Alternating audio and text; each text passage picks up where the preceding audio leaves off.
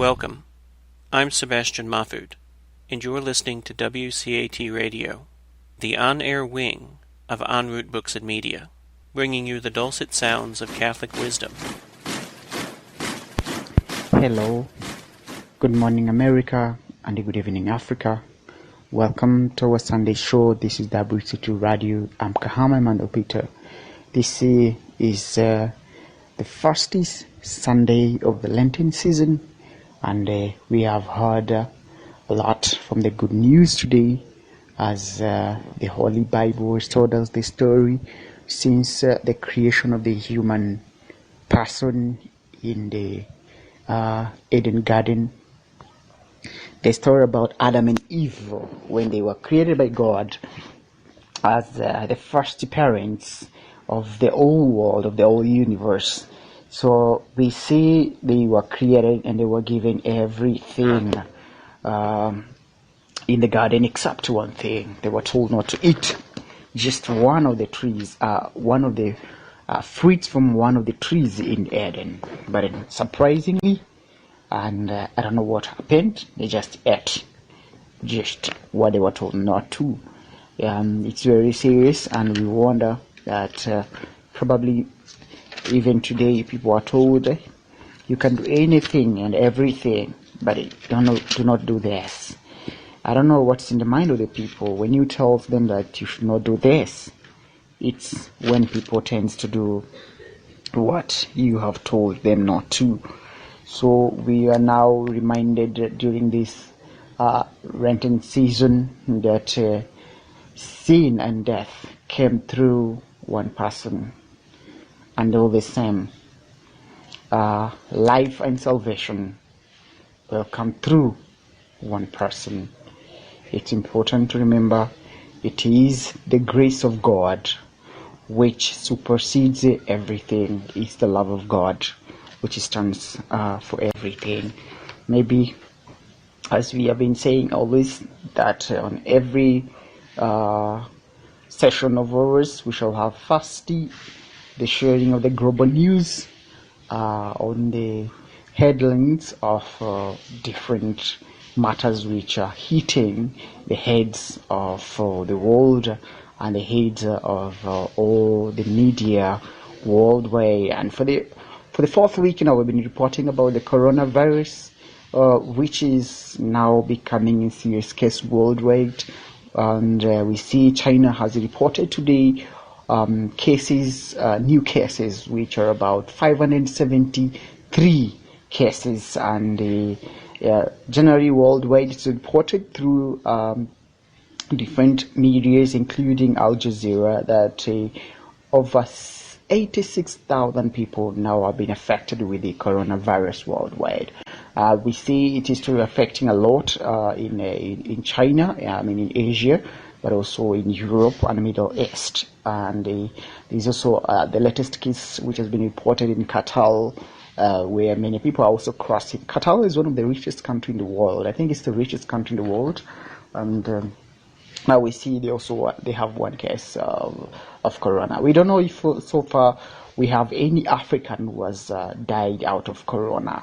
And as we said first, this has been always said, it's a biological weapon which was created by some scientists. We don't know whether it's true or not, but people are just trying to speculate it, that it seems it was created by some scientists from different parts, from some parts of the world, targeting some population somewhere.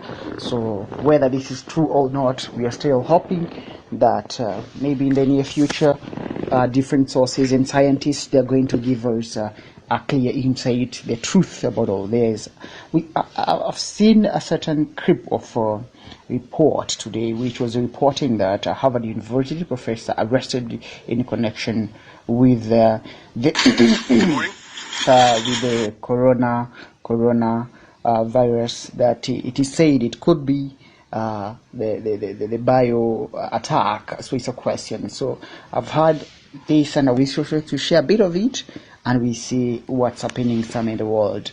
Let's try to see what's being reported.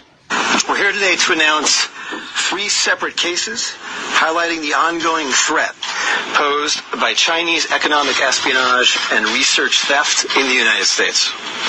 First, the arrest today of a Harvard University professor for lying about his participation in a Chinese foreign recruitment program.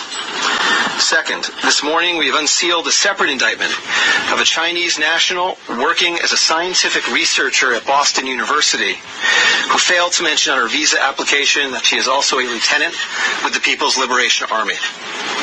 Finally, this office has indicted another Chinese national for trying to smuggle vials of biological material out of the United States to China and lying about it to federal investigators. That defendant, whose entry to the United States had been sponsored by Harvard University, was a cancer researcher at a lab at the Beth Israel Deaconess Medical Center. So, this morning, the FBI arrested Dr. Charles Lieber, the chair of the Department of Chemistry and Chemical Biology at Harvard University, for making false statements regarding his involvement in China's Thousand Talents Plan and his affiliation with the Wuhan University of Technology. The complaint alleges that Dr. Lieber signed a contract with the Chinese university in Wuhan and was paid up to $50,000 per month, plus up to $158,000 in living expenses, and awarded more than $1.5 million to set up a research lab at the Chinese school and work there on researching nanotechnology.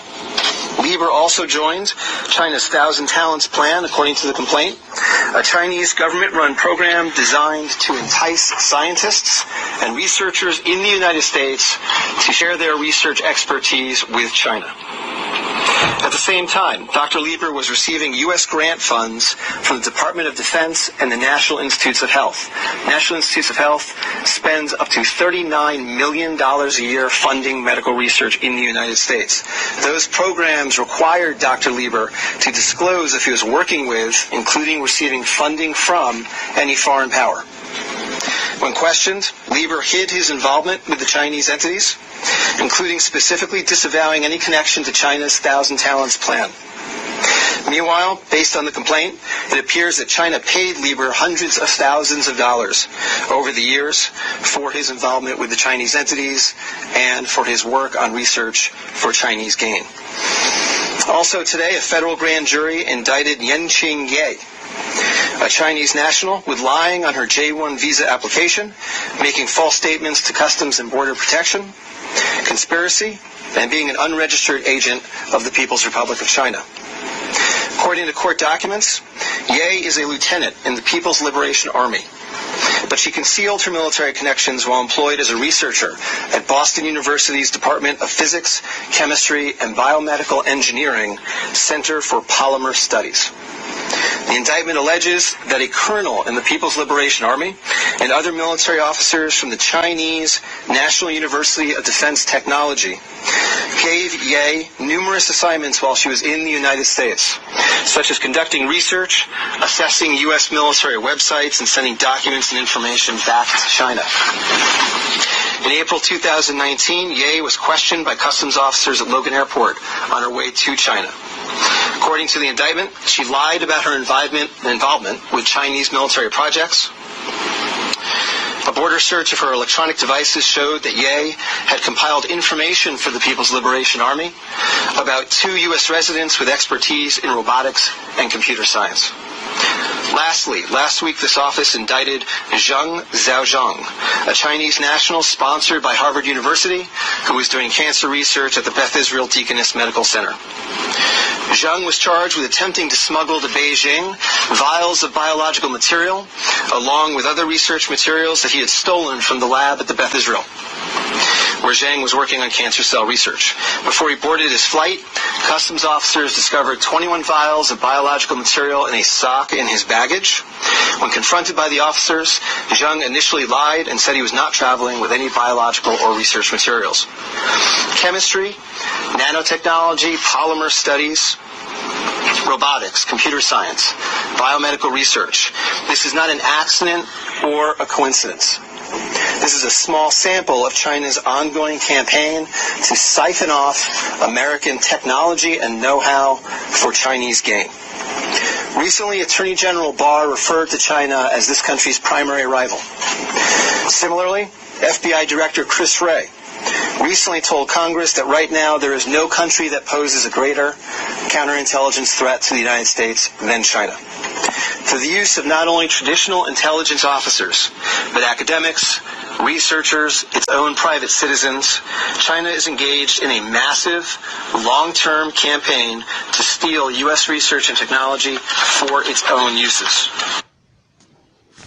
Now, people are saying that it seems U.S. is trying to condemn China for stealing the technology, but at the same time, people are saying it's just a defiance for the United States of America for what they've just done to the people in China. All these are just stories. All these are just statements of the people, because we always understand when pressure is so much high, when things are so much disturbing, we all understand. Anything can be said, anything can happen. But the fact is, it is a disease. We should wait and wait and wait until scientific researches, scientific results are out to prove what are the causes and what are the original sources of the virus which is affecting the world. But on the other side, now we see Pope Francis has now excommunicated one priest who has been jailed for raping a 16-year-old. It's a Syro Marabal church priest. Robin Vadacom Shaw is currently serving a jail term for impregnating a 16-year-old girl in Manathavadadi diocese. They should be India. But also we say it is said that adhering to a policy of zero tolerance toward the clergy who sexually exploit minors, Pope Francis has expelled a current priest convicted of rape from all priestly duties and rights, according to the church officials. Robin has been dispensed from the exercises of priestly duties and rights. That means he has been reduced to the state of a layman. A church official told PTI he was suspended from priestly duties soon after the news about his crime was reported in early 2017. So this priest, who is 50 years, was the vicar of the local church in Kotiul in Kanol district and manager at the school where the victim was studying. He was arrested 2 years ago while trying to flee to Canada. The Vatican's actions came 2 years after the Pope Francis made it clear that all bishops should adhere to a policy of zero tolerance for clergy who sexually exploit children. So as we are proceeding with this Lenten season, we should keep on hoping for the best. As we said that the Lenten season has just started, and we are on the very first Sunday of the Lenten season, and this should be the longest season of celebration in the church, as it takes 40 days of the preparation before Easter comes, and indeed we take again 50 days for the celebration of the Easter. So it counts down the 90 days of the celebration, which is the longest period, I think, or the longest celebration than any other celebration in the church. But it's not about the longation of the time, which is about 3 months, but it's all about its greatness, its importance toward the life of the human person.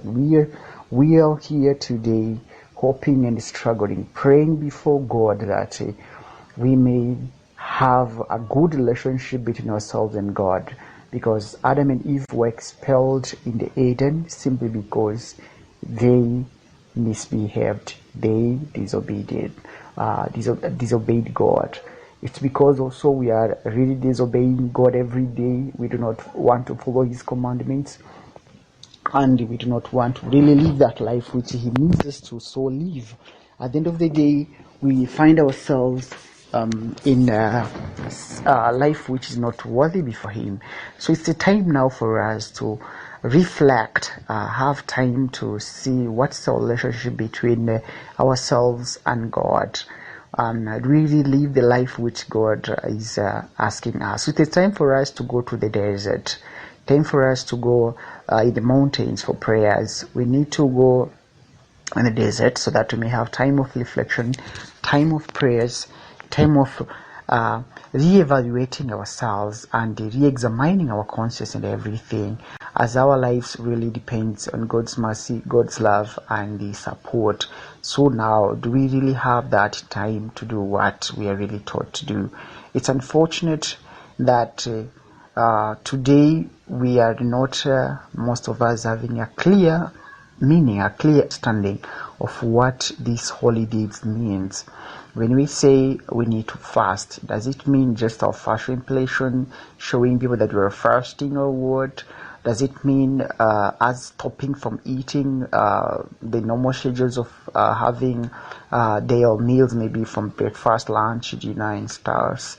But I think it has an extra mile that we need to find a way to deny ourselves for the glory of God, denying the most things we really like and want for the sake of God's love and mercy in our lives. Whatever we are doing, it's not for God's sake, it's for ourselves. We see that Jesus Christ decided to go in the desert and have a moment of prayer, have a moment of examining his path. He knew he was soon going to go through a lot of difficulties, sufferings, and all that, but all the way he had no any other way. He had to go and prepare himself. So first thing is preparing ourselves to go through a journey of salvation of our souls, salvation of the world, salvation of the people's life. We are told when we are baptized, we are sent. So we are sent to do what? To serve God. So the mission which we have is never easy. It's very tough, complicated, and sometimes it's even it can even take the hope of someone, it can even take the life of someone. So we need to prepare ourselves. And we see during this moment, it does not mean, because we are going to pray and ask God being with us and everything, it does not mean that temptations will stop. That's why Jesus was also tempted. He was God, but he still was human. He wanted to also go alive. He wanted to tell us that these things are there, these things happen, and for that reason, we should understand that we will also go through difficulties, even if we have God, even if we have faith. But what is really very, very important is us to really have the means, the tools to protect ourselves, to defend ourselves. As Jesus was saying, I was responding to the evil one. The questions were like, can you convert these stones to become bread? Then he said, it's written that you cannot just live by worldly food, but we only depend on what comes from God, the Word of God. So it is one of the very, very important tools which can help us to protect ourselves, knowing the Word of God, which is the voice of God in our lives. But indeed, we are also told we should stand firm in our faith, as Jesus Christ was told, if he could throw himself from the top of the tower, that maybe people, they would just believe him. And Jesus said, no, I can't just throw myself down testing my God. That what? So in whatever situations, we should not go through temptations which will even make us test our God or put our God to temptation. That would be wastage of time, because he's a God who cannot be tempted. So it's being evil if you try to tempt him. Ask him with all your heart. Pray before him with all your heart. And trust me, these things works if you do it with all your heart. Our God is God of love, God of mercy, and he knows everything we are going through, even during the most difficult moments of our lives. So he knows, and he always stands by us. But indeed, Christ was told, like, if he was ready, he was going to be given all the worldly wealth which the evil one showed him. But then Jesus said, no, it's like this thing, you are telling me to worship you, and you give me all these things. Does it mean these things are more expensive than the creator of everything? Do you mean these things are more important than God? So I cannot do that, because God is everything. So we should not bow down because of welfare, of worldly thing, positions and everything. We should not lose our faith, our dignity and everything simply because of these things. Because God is there. Let's be ready to lose everything for God and not losing God for everything. That is very, very important. So in today's Sunday, we are called now to stand, work hard in our faith, determine ourselves, and also seeing how we can rejuvenate our hearts, we can rejuvenate our faith, so that we can be able to serve God, understand Him, and worship Him alone. He has created us so that we may love Him, serve Him, and at the end of the day, we go back to His heavenly hands. So during this Lenten season, let us keep on praying, fasting, and do all the charitable works when we can. Having time to reflect and deny ourselves the most important things we think they are good for us. Like people, they waste a lot of time with the social medias and the world. You may just decide to have that time as you have for the social medias. Have it with God. See what God is saying and learn some other things from Him. It's very, very, very important. So it's the moment for us to reflect our lives and see what can be the best way forward. Otherwise, I am wishing all the best of the whole of this Lenten season, so that we may be able to have time to reflect our future, pray for our families, for those who are in need, praying for our faith, our church, and even the world, as diseases, peace, and other things are always now deteriorating. So we pray for peace and faith to grow in our hearts, families, and the whole world. Have a lovely Sunday. This is Emmanuel Peter, and you are listening to WCT Radio. Thank you. Maana yake ni neno la Kiebrania. Kwaresma maana yake ni siku 40. Kwaresma maana yake ni siku 40. Kwaresma maana yake ni mahali pa kutubu dhambi. Nitakupa mfano mmoja ambao ni mzuri, kwamba Musa aliishi kwa mfalme Farao.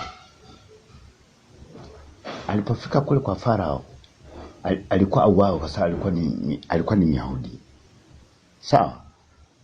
Lakini akapendwa kwa sababu alichaguliwa na Mungu awe mkombozi. Akaishi pale, akasoma pale, akapata elimu nzuri tu. Elimu ile kumbe ilikuwa Mungu alimtayarisha ajue elimu ya pale, ajue na mazingira ya jangwa. Lakini katika kukaa kwake, mtoto wa Farao akawa hampendi. Kwa sababu kile alipokuwa kikaa kuzungumzia nchi ya Misri, alikuwa Farao, mtoto wa Farao. Nakupa mfano wa Musa. Musa ndiyo mtu aliyeshikilia sheria za Wayahudi. Alikuwa ni nabii mshikilia sheria. Alikuwa anaandika sheria za dini ya Yahudi. Akakulia kwa Farao. Alipokulia kwa Farao, akasoma, akakulia pale. Amekaa pale miaka 40. Akamshauri mzuri sana wa Farao.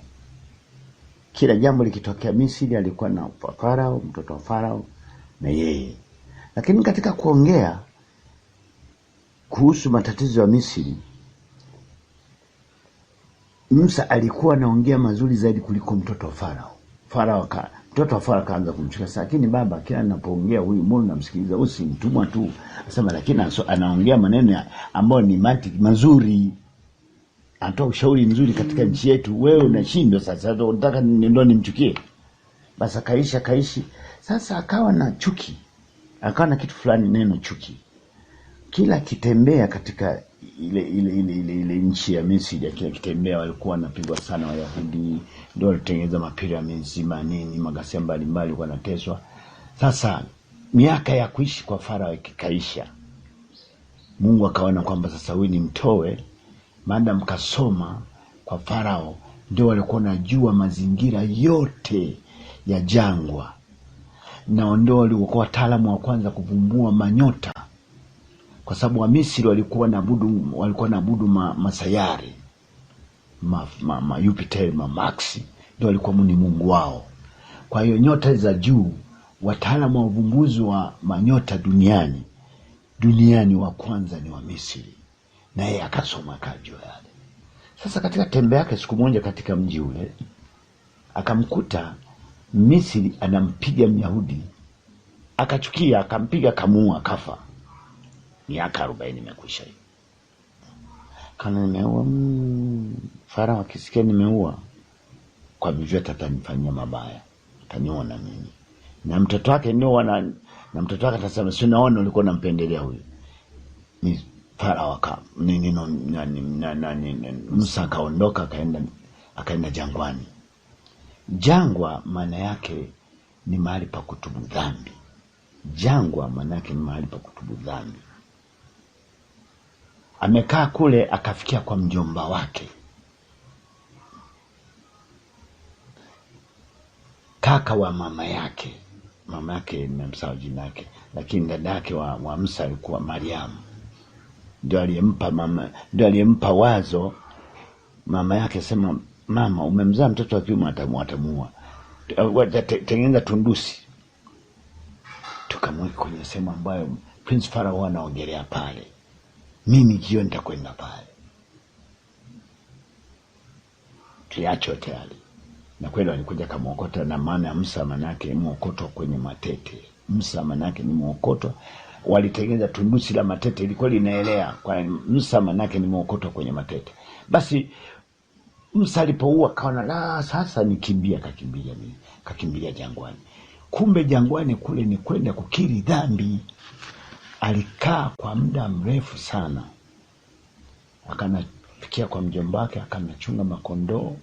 Tajiri, alikuwa tajiri yule, chunga makondoo, na akawa mwanamke pale. Katika kuoa akapata mtoto wa kwanza anaitwa Geshok, mtoto wa Musa. Sasa katika kuendaenda ilipofika, akakaa kule jangwani miaka 40, anatizama mazingira mbalimbali, hali ya hewa na nini, mchana, usiku, Januari, Februari, Machi. Tuseme walikuwa na hesabu zao, Januari simeanza juzi tu baada ya Yesu kuwepo. Basi kulikuwa na miezi yao, walikuwa na hesabu, walikuwa na mahesabu ya kale. Akaiona yote, sema basi, akaanza kumbe mwezi huu kuna hewa ya namna hii, mwezi huu kuna hivi. Kumbe jiwe lile asili yake ni maji. Jiwe lile huwa ukiona jiwe namna lina maji, niwapitishe vipi? Alafu wakati wa kipupwe sehemu mbalimbali, basi amesha masomo aliyochoka Farao akayatumia pale, akajua. Akasema sasa Mungu akajua sasa, kumbe yale aliyosoma kwa Farao sasa kaishajua. Sasa acha nimwambie, akawakomboe watu wangu. Ndio akatokea kwenye kijiti cha moto, yuko mbugani anachunga kondoo jangwani. Naambia Musa, hapa ni patakatifu, vua viatu vyangu. Akavua viatu vile, akamsogea, akamwambia, Bwana, mimi ni Mungu wa Ibrahim, Mungu wa Isaka, Mungu wa Yakobo. Ndivyo ilikuwa salamu kwa Mungu kwa Musa. Mimi ni Mungu wa Ibrahim, Mungu wa Isaka, Mungu wa Yakobo. Umeniona hapo? Basi kaambia, sasa Bwana kutuma uende Misri, ukatoe watu wangu wape katika nchi ya ahadi, Kanaani, ambayo ni kwa nchi ya ahadi, ni nchi takatifu, nchi ya Kanaani. Musa kaleta kelele, kaambia, mimi kule mbona nimeua, nitakwendaje? Asema, mimi nimekutuma uende. Sasa ile jamaa likiniwa nitanisumbua lile. Akaambia, hapana, unaona shifimo ile shikilia ile, hiyo ndio itakayofanya kazi. tunakuja mpaka katika mafungu ya leo. Akaishikilia ile fimbo akamwambia, sasa hiyo fimbo itanisaidia nini? Asema ipige chini. Kapiga chini, ikatokea nyoka. Asema hii hata Farao anafanya. Mchezo anao Farao. Ana nyoka mkubwa kuliko huyu, atamezwa huyu. Sema kama itakuwa ni hivyo, basi tutapiga kwenye maji mto Nile. Akaenda kapiga kwenye mto Nile, akageuka kuwa ikageuka kuwa matope, ikageuka kuwa damu. Asema na Farao na anafanya. Sema basi kama ataleta kelele, sasa piga fimbo ya mwisho, atakufa mtoto wake wa kwanza. Hapo atakuachia watu. Yuko kule akasema sawa, hata nikienda mimi mbona na kigugumizi. Kuna kati ya Yoshua au yuko nani? Yoshua, nakumbuka Yoshua. Binamu yako Bwana atakwenda kusaidia kuongea na kwenda kwa Farao. Sema kweli, sema basi vizuri. Lakini badala ya kwenda, alikaa tena siku 40 akafunga kutubu dhambi ya mauaji. Akaanza akakiri dhambi. Jangwa maana yake ni mahali pa kukiri dhambi. Ndio kanisa tunavyoliona. Kanisa unapokwenda kanisani, usifikiri ni mahali pa malembo, ni jangwa pale. Pale tunakiri dhambi. Ndio maana misa inapoanza kusomwa, tunaanzia dhambi, tunaanzia kutubu dhambi. Kwa hiyo kanisa au jangwa ni sasa na kanisa. Jangwa ni mahali pa kutubia dhambi. Alafu hata huyu nani Elia naye alikaa kwenye nchi fulani, wakanafanya mambo mabaya, akaanza kumwonya mfalme wa pale, kaambia unachokifanya nafanya vibaya kwa Mwenyezi Mungu na nini. Alafu akatokea manabii wa uongo, aliwaua manabii wa uongo wengi sana. Alipowaua akaanza kumtafuta wamuue. Mungu akamwambia kimbia uende katika nchi nitakayokuonyesha. Ndio akaenda kwa mama mjane. Lakini aliishi akafunga naye tena siku 40 akiwa nakula mikate kutoka kwa Mwenyezi Mungu. Mikate manake ni kutubu dhambi. Ni sasa Kristo alipokuwa msalabani, kwa nini alitumia unga wa ngano akatengeneza mkate? Kwa sababu Yesu alikufa, alisagika sawasawa na ngano iliyosagwa kwenye mawe. Yesu alikufa amesagika usoni. Msalaba huo hapo haukutulia kwenye ardhi. Kila kiweko naanguka kwenye mawe, silikuwa kwenye mlima. Kwa hiyo tunakuja sasa kwenye huyu Elia naye alikwenda jangwani akafunga naye siku 40. 40 ni namba kamilifu ya Wayahudi, ilikuwa namba kamilifu ya Wayahudi 40. Kwa Kiebrania na Kiyunani maana yake Ibrania yani ni Kwaresma maana yake ni siku 40 ya mafungo. Ila Yesu alifunga bila kula na bila kunywa, lakini baadaye akapata matatizo ya njaa. Ndio likaje ili bwana li shetani hili. Sasa ndio hapo nataka nije niwaulize mafalsafa. Leo kahubiri nataka nimnamtafuta aje nimuulize. Kwa nini shetani amuumbe yupi? Sasa yupi kwa nini amsogee Mungu? Na yupi mkubwa, Mungu na shetani? Kwa nini atuumba alafu atuweke kwenye ubaya? Tuache yote yale. Kwa hiyo alitubu dhambi.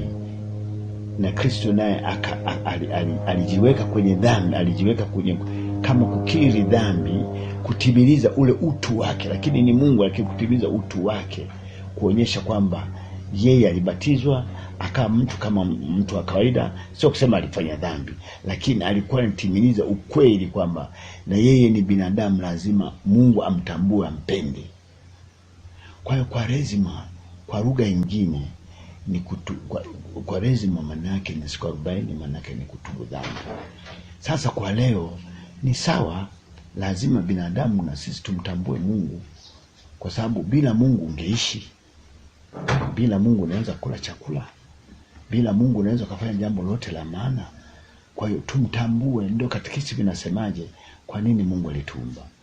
Ili tumjue tumtumikie na tufanyeje? Kwanza tumpende, tumtumikie, na tumjue, tumpende, tumtumikie, na tupate kufika kwake mbinguni. Na tufike kwake mbinguni. Hiyo ndio ilikuwa tabia ya Kristo Yesu. Hakuwa na dhambi. Alikuwa na timiliza waone kwamba na yeye ni mtu mmoja wapo katika watu ambao alifanana nao. Kwa hiyo alikuwa sio kukiri dhambi, hakuwa na dhambi, isipokuwa tu alikuwa anamtafuta shetani atafanyaje. Alikuwa anatuonyesha mfano kwamba yeye atateswa, atapata mateso. Kwa hiyo katika dhambi kuna mateso. Hata mimi ninapofanya dhambi fulani, hata hivi hapa nilipo mimi na mateso, hata una mateso, mtu yote na mateso. Kwa hiyo ile Kwaresima ya nyakati zile na leo inafanana. Angalau wenzetu Kwaresima ya zamani ilikuwa tofauti kidogo. Wenzetu walikuwa sema larueni mioyo yenu, sasa larueni mioyo yenu. Wenyewe walikuwa na larua, walikuwa navaa magunia, walikuwa na larua nguo, walikuwa wanajipaka majivu. Kwa muda wa siku 40 yeye ana majivu na magunia. Niliwahi kuona mtu mmoja mwaka 1956 Dar es Salaam Magomeni. Sisi kwa kabila gani yule bwana?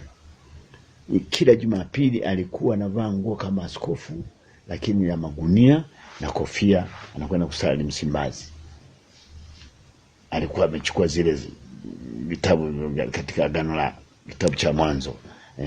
Yani kularua, wenyewe walikuwa na kutubu kwao, walikuwa nafunga,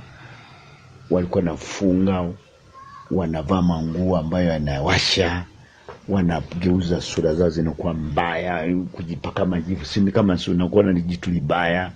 Yani unamuonyesha Mwenyezi Mungu kwamba mimi ni mbaya kwako, lakini naomba unisamehe. Umenielewa? Maana yake ni kusamehe. Kwa hiyo kufunga hata kwa sisi kwa leo ni sawa tu. Ni sawa tu kwamba lazima tumtambue Mungu, tumtambue Mungu, tumheshimu, tumpende. Sawa. Sasa kuna mambo ambayo katika kufunga tunapofuata mfano Bwana wetu Yesu Kristo, yeye alikuwa ni Mungu mtu. Na alikuwa na nguvu kubwa pengine kuzidi sisi wanadamu wengine. Alikuwa na nguvu kubwa tu sana. Ndio. Sasa na ndio anatufundisha nini? Kwamba pamoja na nguvu zake zote ikawaje akapata majaribu matatu. Kwanza kuisinja, lakini pili, kwa nini alitamani, kwa nini ile swala la kwamba yani ajirushe kutoka kwenye mnara, yani na lile kwamba swala la milk, yes, yale majaribu matatu yanatufundisha nini? Yanatufundisha kwamba usimjaribu Bwana Mungu wako. Kujibu mbona liko mwishoni. Jirushe hapa, malaika watakupokea. Yana na maana kusema kwamba usimjaribu Bwana Mungu wako. Daima Mungu umpende, umwamini, usipende kumjaribu. Hata unapoomba kitu fulani kwa Mwenyezi Mungu usipende kumjaribu, muombe tu. Ile muombe kwa imani. Kwa hiyo Kristo alivyokuwa anafanya jambo lile na njia zote zilikuwa pale, kulikuwa alichibia imani kali kiu binadamu wake. Na pengine vile vitu vitatu vilikuwa vina maana ipi kwa Wayahudi? Ule mnara nini? Ambayo kwamba alienda kupodia mnara mrefu akaoneshwa milki. Zile mali kwa mfano zinaonesha nini kwa Wayahudi? Zilikuwa zina maana gani? Zile mali zilikuwa na ule yani kwamba alipeleka kwenye mnara mrefu na kuonyeshwa, zilikuwa na maana kusema kwamba lenyewe lijifanya kama li Mungu na lenyewe, kwamba hii miliki ichukue. Kumbe ana maana kusema kwamba usiheshimu sana vitu, bali mheshimu kwanza Mungu. Ukimheshimu Mwenyezi Mungu, vitu vyako, vitu hivyo unavyoviona Mungu atakupa. Sio ni unikiri mimi, sio unikubali mimi shetani. Ndio anasema usimjaribu Bwana Mungu wako. Okay. Sijui umenielewa hapo. Ndio, yani nilikuwa najaribu kutafuta ile maana ya mikate kwa Wayahudi za hizo. Zile mali alizoonyeshwa Yesu kwa Wayahudi za hizo zilimaanisha nini? Na kwa nini pengine alienda kwenye mnara ule akaambiwa ule mnara ulikuwa na maanisha nini? Ile mikate ilikuwa na maanisha kwamba mateso yake atakuwa hivyo.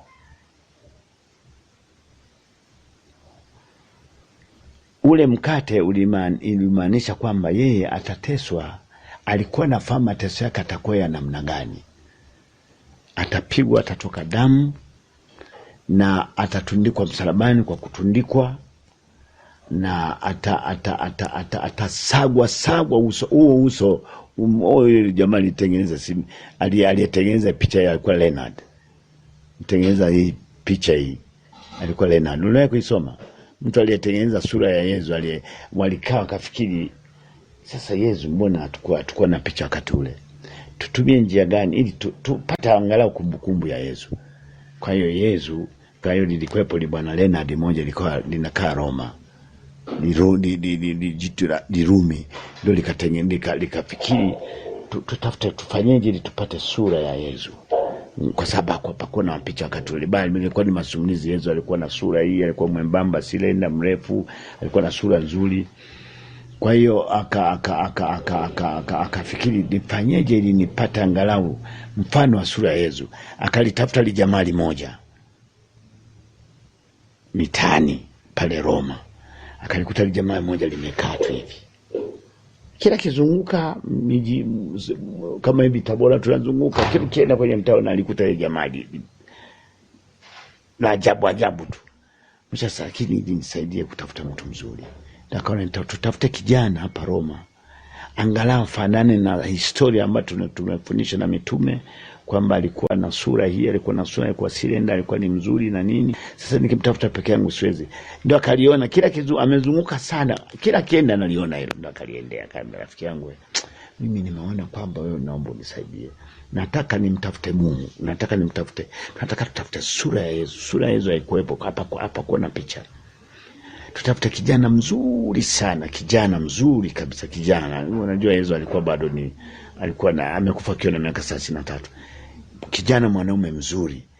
Tutengeneza angalau mfano wake. Wewe naona unaweza kunisaidia. Nikasema, tukitafuta kijana mzuri kabisa hapa. Sema, sawa. Si ilikuwa kwenye jobless corner, ilikuwa kazi ya kukaa tu. Basi wakaanza sema basi twende. Wakaanza kutafuta, wakazunguka. Wakafika mtaa fulani, wakamwona kijana mmoja mzuri sana. Wakamwangalia. Ndio jamaa nikamwambia, unamwonaje huyo? Ndio jamaa sasa. Huyo Leonard anauliza na jamaa, unamwonaje huyo kijana? Sema huyo kijana huyo namuona ni mzuri. Sema hapo tutembee kwanza. Wakatembea Roma yote, fikiria utembee basi Dar es Salaam yote, wapi Changombe, wapi. Wakirudi wanamkuta huyu kijana ndo mzuri. Wakatembea tena huku kaskazini, wakatembea wanakwenda mashariki, wanatembea wanakwenda kusini, wanatembea magharibi. Wakija hapa katikati wanamkuta kijana sana. Kijana anaonekana mzuri. Yeye ni jamaa likamshauri, bwana huyu ni mzuri huyu. Huyu ni mzuri. Asema sasa tufanyeje? Tumwambie. Ndio akamwambia, baada muda mrefu sana, taambia bwana kijana, tumetembea sisi hapa Roma, tumekuona kijana ni katika vijana wa kiume wavulana wazuri, wewe ni mzuri. Tunakuomba tuchukue picha yako. Ndio mimi ni mzuri. Sema sawa. Ndio akamchukua mpeleka kwa mafotografa. Hakuwa mafotografa, mchoraji tu. Hapakuwa na kamera hizi kama hizi. Nilichamchora ndo kapata sura hii. Sasa ule uzuri ule utakuja kuharibika siku ile. Ndio kachagua, aliona kwamba Yesu alikuwa ni mzuri kupita kiasi.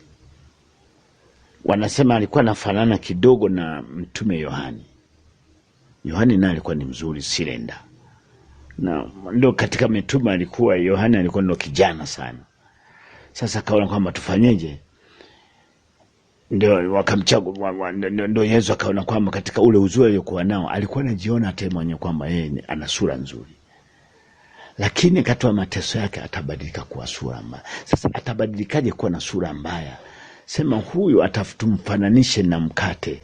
Kwa mfano mji ambao aliozaliwa Nazareth. Nazareth manake Nazareth manake ni mji wa mikate. Walikuwa wanatengeneza mikate pale. Ndio maana kazaliwa pale. Sema sasa hii mikate inatengenezwa vipi? Sasa alikuwa mdogo, alikuwa anaona nasaga kwenye mai paka inatokea unga. Alafu anatengeneza, ndo akasema basi mimi nitafananishwa hivi. Kwa hiyo ilikuwa ni mfano kwamba kumfahamu Mungu na kumpenda Mungu utapata mateso ya kila aina kama yeye. Kiubinadamu wake ndio akaona kwamba atateswa, ataanguka sana chini, ataumia sana, atapigwa, atabadilika sura. Msalaba wake katika watu 1, 2, 3 pale, kuna msalaba pale. Huyu msalaba wake hakutulia, kila akiweka hivi unaanguka hivi. Kwa hiyo akachanika wakanafananisha kwamba Yesu anasema nitakufa nikifananishwa na ngano iliyosagwa kwenye jiwe. Sijui nani kama hapo. Ndio maana yake. Okay. Halafu ule mnara ulikuwa ni kama mnara, maana yake ni mahali pa juu. Maana yake pale ni utukufu, lakini ndani ya utukufu lile Bwana lilikuwa naona kwamba atashawishika tu, atanikubalia, sina mkabidhi na vitu, mbona yeye mwenyewe ni Mungu huyu. Nikamsikiza atasema nini. Ndio akaambia mtu wewe usimjaribu mtu aishi kwa mkate tu. Alikuwa ni anguke, ajirushe. Mwokota sema sio hivyo. Ndio baada akamwambia usimjaribu Bwana Mungu wako. Toka shetani wewe. Ndio maana hasa na sisi mafungo yetu yako pale tu. Kufunga manake ni kujinyima, kuteseka. Na Yesu kufunga kujinyima kiubinadamu wake, alijinyima. Naamini kabisa katika kujinyima kwake alikuwa anachukua vitu ambavyo alikuwa anavipenda, alikuwa anampa mtu, alikuwa anampa watu wanakula badala yake yeye, lakini baadaye akalegea na njaa. So mwisho wa siku yeye aliamua kujitoa yeye mwenyewe kwa mkate sasa. Alijua atakuwa hivyo.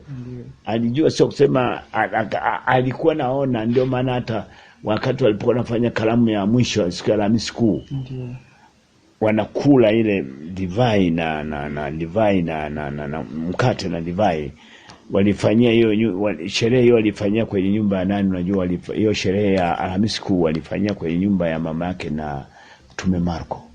Ilikuwa ni nyumba ya mama yake na Mtume Marko. Marko alitumwa neno kamwambia mama yako nataka tufanye karamu ya mwisho hapo. Pale ndo katika kuku neno sasa kwa jamani tunakula kweli hii sikukuu hii, akijua kwamba baada hapo atapata mateso. Lakini kuna kati yenu nyinyi 12 kuna mmoja atanisaliti. Wakaanza kuulizana ni nani mimi Rabi, na mwisho lipete kama nikamwambia wewe Yohani, wewe si rafiki yako wewe? Maana Yesu alikuwa kikaa hapa, Yohana alikuwa na agamia hapa. Ambaye muulize rafiki yako ni nani kati yetu? Manake tunababaika sasa, tuelewe anachoongea. Anasema yule tutakaye kutanishana naye kwenye kikombe kuchovya mkate. Na kweli baadaye akaona na Yuda, na yule akakutanisha naye kuchovya kwenye mkate. Sawa. Ndio akamwona. Alipojitambua akaanza kuondoka. Kiu binadamu wake ilimuuma sana. Akasema nafuu huyu mtu asingeliumbwa. Alijua mateso atakayopata ni makubwa, ananiaibisha, atateswa, atakuwa uchi, atakuwa nini. Anateswa negative. Ako kangome kapachika tu kija, lakini aliteswa negative. Umeelewa? Alafu msalaba alioteswa na ufahamu maana yake. Huo msalaba ndio hivi ule mti aliokula Adam na Eva. Msalaba hiyo iko mingapi? 1, 2, 3. Lakini msalaba wa Yesu ndio ule mti ambao anasema msiuguse na wala msiule.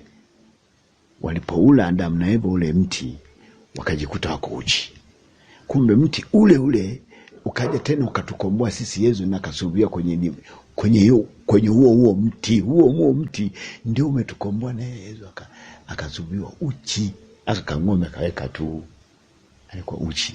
Kwa hiyo mti huo ndio lilikuwa tunda lilokula ndio mti ile tunda lilokula Adam na Eva. Ni mti ule sijui waliupataje wakauweka ndio akasulubiwa Yesu kwenye mti huo. Huo msalaba ni mti ambao Adam na Eva waliokula. Walikuwa pale, walikuwa staili ya Wayahudi, walikuwa na kunyongwa kwao ilikuwa hivyo, lakini mti aliyosulubiwa Kristo Yesu ndio mti ule aliokula Adam na Eva. Alianza kula Eva, akaja kula na Adam. Huo mti ndio mti huo aliokula Adam na Eva. Mti huo tena ukatukomboa sisi.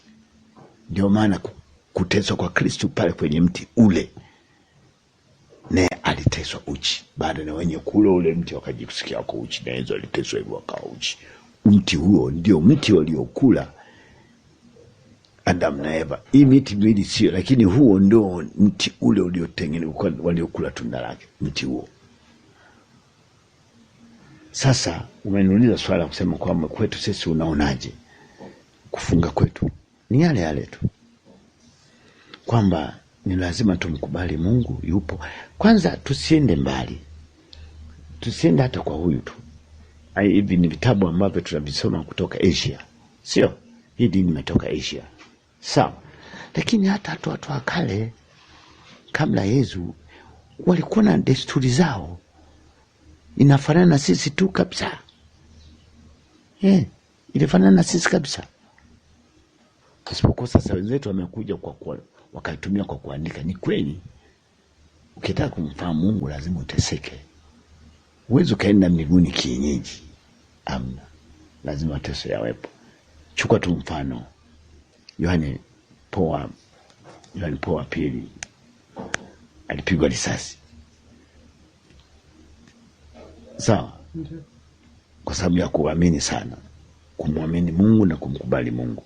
Lakini alianguka chini, hakuanguka. Wanasema niliwahi kusoma kitabu kimoja, badala ya kuanguka alipokelewa na Bikira Maria, wakampeleka hospitalini. Haya, anakuja Mama Teresa wa Calcutta. Muona mambo yanayofanya. Alikwenda kugusa watu walikuwa na nuka. Ndio huo sasa kusagika huko. Lakini aliwagusa wale walikuwa na nuka, na safisha madonda na ghasia mbalimbali, akawa anahudumia, akawapa vitu mbalimbali na nini, wakapona. Mpaka hata watu wakamuunga mkono. Hata watu wakamuunga mkono, Wahindi walimuunga mkono, wakampa vitu, mpaka na UNICEF ikampa. Kwa sababu aligusa watu ambao watu walikuwa wanawaona wananuka. Na huyu Mama Teresa Calcutta alikuwa kwenye shirika fulani la usista. Ila katika kutembea India, wewe si Mwamerikani huyo.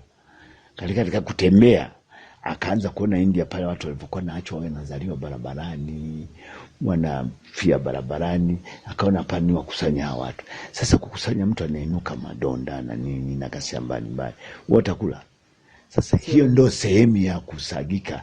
Hiyo ndo sehemu ya kumkubali Mungu, kwamba alimtegemea na Mwenyezi Mungu. Ndio maana alipoomba msaada, Wahindi hawakuwa Kristo, lakini alimpa msaada mpaka na UNICEF, yumo kwenye UNICEF. Na ndio maana ukiwachezea wale kompani wale, asio nafungwa direct. Kwa hiyo mkate maana yake ni masumbuko. Mkate maana yake ni kujisugua.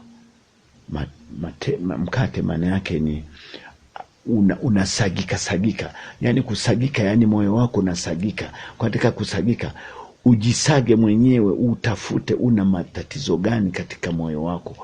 Utumishi wa Mungu wako, Mungu namtafuta, je, uko sawa kwa Mwenyezi Mungu? Unakosa, lazima kukosa ni lazima. Hata mimi sio mtakatifu, nakosa kila wakati, lakini lazima nirudi kwa Mungu.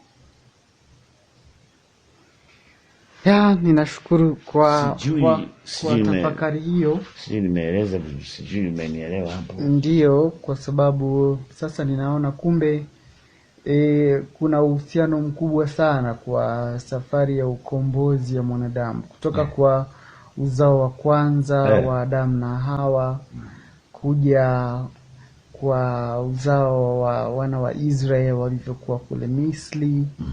Safari yao ya ukombozi alivyoandaliwa Musa, akataka kuuawa, akawekwa kwenye matete, baadaye akakimbilia jangwani. Lakini baadaye pia Bwana wetu Yesu Kristo naye alipozaliwa naye akataka kuuawa na wafalme kwa nyakati hizo, naye akakimbilia Misri, naye baadaye akarudi kwa ajili ya safari ile. Baraka Misri kama marudiwa. Ndio. Kuna Ibrahim. Ndio. Alikwenda pale. Ndio. Alafu akaja akazaliwa Musa pale. Katoka Musa pale Yesu akaja akazaliwa. Yesu akaja akazaliwa. Wacha Yesu. Akaja Ibrahim. Kupatikana njaa, akaenda kula chakula pale. Ukikaa hapa Kanaani utakufa. Nenda kule Kanaani. Kuanzia leo alikuwa Mpalestina huyo. Jina la kwanza silijui. Jina la pili nakumbuka, jina la pili anaitwa Abraham. Abraham manake mtoto wa ni baba wa taifa. Alipotoka nenda akaondoka nenda mpaka nchi nitaka kuonyesha. Njozi kama ya kwanza, ya pili, ya tatu, na sasa nielekea wewe ondoka, tuna watu wako. Kaondoka, kalala. Walikuwa ondoka, anafika siku moja na kwanza kulala labda miezi 6-7. Kwenda sababu alikuwa na watumwa, alikuwa na mifugo na watu wake na mke wake Sara. Mara ya tatu alipofika kulala, kituo kile ndio akamwambia, hii ndio nchi nimekuahidi. Kwa hiyo kuanzia leo jina lako utakuitwa Abraham, baba wa taifa. Uzao wako utakuwa sawa na nyota za mbinguni ambazo unaweza kuzihesabu. Akaishi pale, akaliwakuta Wakanaani wako pale. Alipoishi pale, kukatokea njaa katika nchi ile. Katika kutokea njaa katika nchi ile, ndio akaondoka sasa. Akaenda Misri. Ondoka uende Misri, hapo utakufa. Ndio akaondoka kwenda Misri. Kabla hajaondoka ambia, kuanzia leo tunakwenda Misri, sasa nakupa jina jingine. Si tena Abraham, nitakuita Ibrahim. Manake ni baba wa mataifa. Uzao wako utakuwa sawa na mchanga wa pwani ambao huwezi kuhesabu. Mchanga unaweza kuhesabu. Wakati ule hakuwa na mtoto. Sasa uzao wa namna gani? Uzao kutoka. Kumbe ni watu watakaokuja kujitokeza. Unazaa mtoto mmoja, lakini huyu atakuja kuzaa watoto wengi. Ndio Yakobo lile na nini ngazi mbalimbali. Akaenda kule. Kwa hiyo yote atakayekugusa amelanika, na kwenda akaondoka. Toka Abraham akaitwa Ibrahim. Yeyote atakayekugusa amelanika. Kwa hiyo akaenda, walipoiona Misri ile, akajitenga yeye na watumwa wake na mifugo yake, akamwita Sara pembeni. Akamuuliza hivi, akamwambia, sikia Sara, naona Misri ile, tunakwenda pale. Tayari sishapewa baraka kule. Farao atakutaka. Haya, akikutaka, akikuuliza mimi nani yako, sema mimi ni kaka yako. Ili waishi wale dada. Ili waishi wale. Sema kwa sema, wewe katika wanawake wazuri ni mwanamke mzuri sana. Atakutaka tu. Haya matendo. Lazima walipofika pale, lazima wakafikie kwa mfalme. Walipe kodi kuingia katika nchi sio ya kwake. Haya makodi ni ya miaka nenda rudi. Hata Wanyamwezi walikuwa na kodi, ndio akina Mirambo walikuwa naomba kodi kwa Arabu. Ndio maana akavuma Mirambo akavuma kwamba Mirambo alikuwa ni jasiri. Aliomba kodi kwa Arabu. Watu wengine wakatoka Kigoma, wapi, Bukoba na kwenda pwani, kikanyaga eneo la Wanyamwezi walipe kodi. Sasa Waarabu walikuwa napita tu, sasa waombeni kodi. Na lazima alipofika kwa Farao akalipa kodi. Kufika pale kulipa kodi, asema mimi ni Mkanaani. Wewe ni Mkanaani? Asema ndio. Sasa mimi bwana nakuja hapa kama kukaa tu hivi kidogo. Nikaangalia jansa, sio mwanamke vipi? Nasema huyu ni dadangu. Dadangu? Asema na mwanamke, hebu sema wewe, huyu nani yako? Huyu ni kakaangu. Wewe njoo huko. Shemeji kakae kule. Kosa kagusa chombo sio chake. Akakaa mpaka njaa Kanaani kaisha. Watu wakaanza kufa. Akaja akafa mtoto wake. Kipenzi kabisa, huo mfano na mtoto nempenda kwa undani kabisa. Akaja akafa. Akaona hii nguvu yake. Mtoto wangu amekufa tena. Nchi yote ilikuwa na magonjwa, akawa kufa, akaja kafa. Akaita waganga wote wa Misri. Jamani, hebu tizameni kifo cha mwanao. Kuja kutizama kwa bao anapiga bao yalikuwepo, mabao yalikuwepo. Akapiga bao, anapiga na mabao haya hata kwa Yahudi alikuwepo. Walikuwa na nisichanganye sana. Hata mabao kwa Yahudi alikuwepo. Mabao yalikuwepo. Basi akapiga bao, wao kakaa, huyo anatizama kuja kutoa jibu. Akaja akasema, bwana, wewe umekaa na mke wa mtu. Yupi? Ni yule Mkanani ule. Huyu mke uliyekaa naye huyu ni mke alenye ilikuwa na kuogopa tu hilo bwana. Kumbe njaa kule imekwisha. Kwa hiyo bwana, huyu bwana wacha upuzi. Mwachie huyu. Akamwita, wewe mama, hebu nieleze. Yule nani yako? Sasa mimi wewe hadithi hizo. Hebu mwite. Akaenda kaitu, wewe Ibrahim, hebu nieleze ukweli wako. Huyu nani yako? Sasa huyu ndana, tokeni hapo. Jana kwisha. Misri ilikuwa na Misri imekuwa, ndio maana nasema hata Misri nchi ya kwanza kusherehekea Christmas ya kwanza duniani ilifanyika Misri. Kwa hiyo tunaacho tayari. Tunakuja na Kwaresma maana yake ni siku 40. Maana yake Kwaresma neno la Kiyunani na Kiebrania. Maana yake ni siku 40 ya mafungo, au ni siku iliyokamilika. Zamani namba ilikuwa imekamilika, ilikuwa ni 7 Sabato, lakini Yesu akaja akikamilisha Jumatatu, Jumanne, Jumatano, Alhamisi, Jumamosi, Jumapili akafufuka, akaikamilisha. Kwa hiyo Mafarisayo kwa nambisha zamina kuja kukamilisha tu. Ndio kufufuka kwa Kristo Yesu siku ya 7 ndio Jumapili ya leo. Alikamilisha Sabato.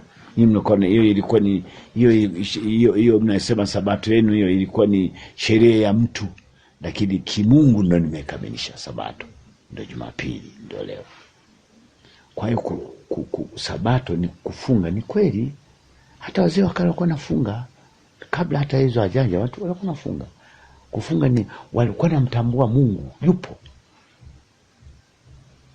Mungu yupo. Walikuwa nafahamu kabisa Mungu yupo. Walikuwa nafanya mafungo, walikuwa ni vitu mbalimbali. Kwa mfano kama mvua ilikuwa ikipotea. Mfano mvua ikipotea au mvua ikiwa ni kubwa sana, walikuwa nakataza watu wasilime. Hata wiki wanakaa na mzee fulani, mtaalamu wa mvua. Kwa hiyo walikuwa nafunga, mvua inapotea, inakuja mvua ya kawaida, au mvua inakuja kama imepotea. Mafungo yalikuwepo hata kabla ya Yesu. Lakini sasa huyu ndo kaja kukamilisha sasa. Kwa hiyo tunaona kwamba ufungaji wetu, ufunga wa Kwaresma huu uko sawa tu. Uko sawa, ni kweli.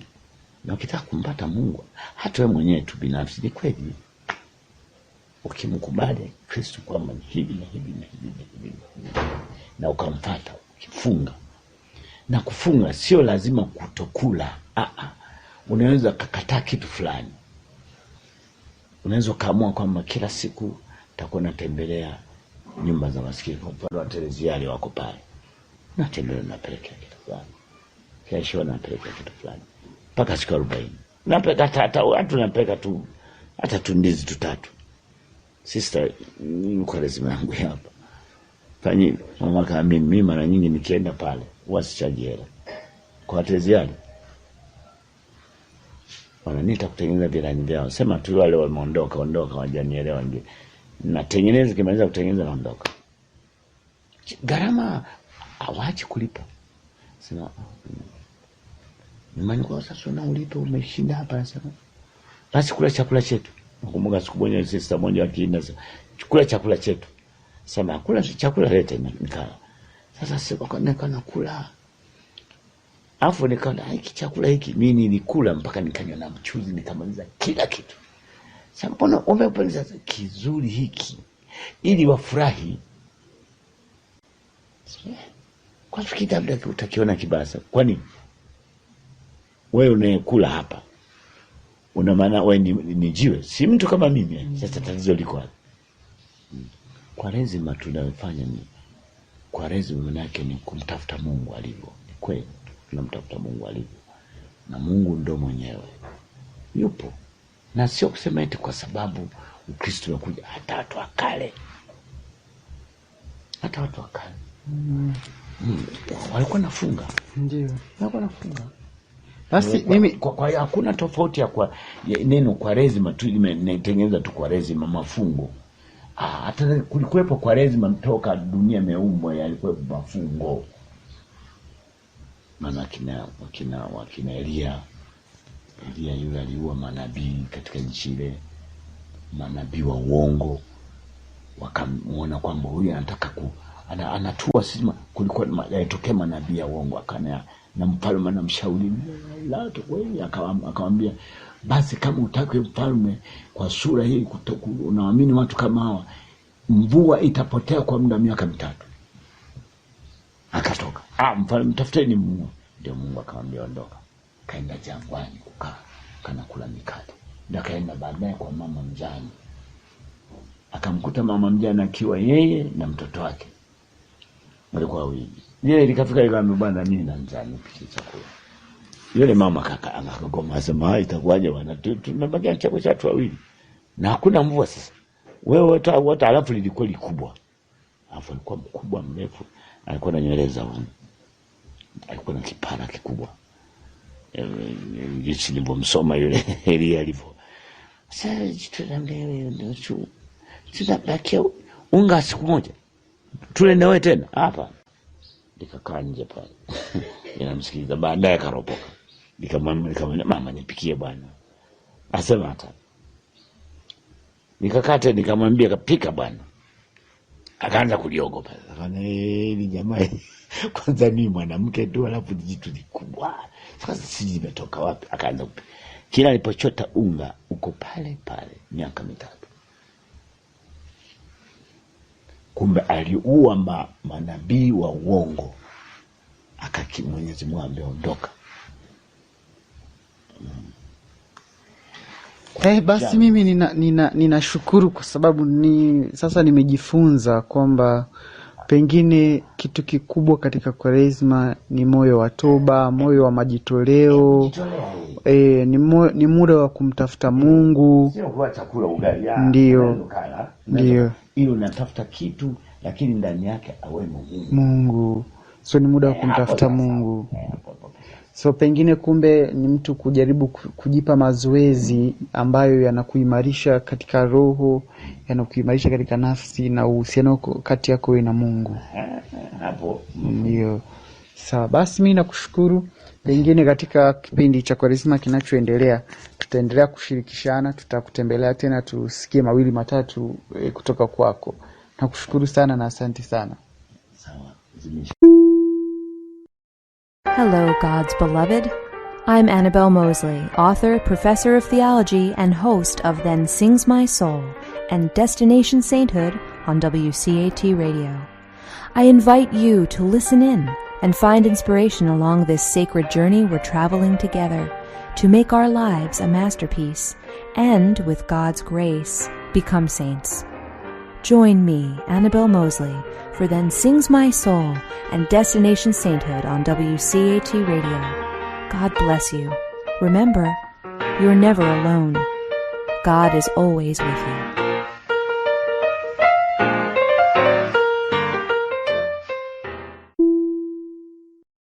We hope you enjoyed the program and will join us back for another show on WCAT Radio. This is Sebastian Mahfood. Good day.